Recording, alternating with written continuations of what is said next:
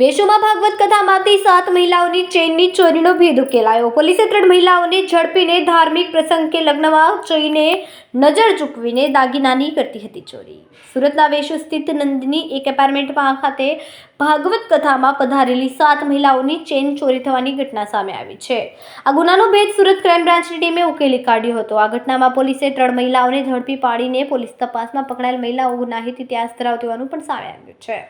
મળતી માહિતી મુજબ સુરતના વેશુ વિસ્તારમાં આવેલ નંદની એક એપાર્ટમેન્ટમાં ભાગવત કથાનું આયોજન કરાયું હતું, જેમાં મોટી સંખ્યામાં કથાનું શ્રવણ કરવા ભક્તજનો ઉમટી પડે છે. દરમિયાન ગત 27 ડિસેમ્બરના રોજ સાંજે આરતીના સમયે ભીડનો લાભ લઈ 7 મહિલાઓની કુલ 6.77 લાખની 7 ચેનની અજાણી મહિલાઓએ ચોરી કરીને ફરાર થઈ.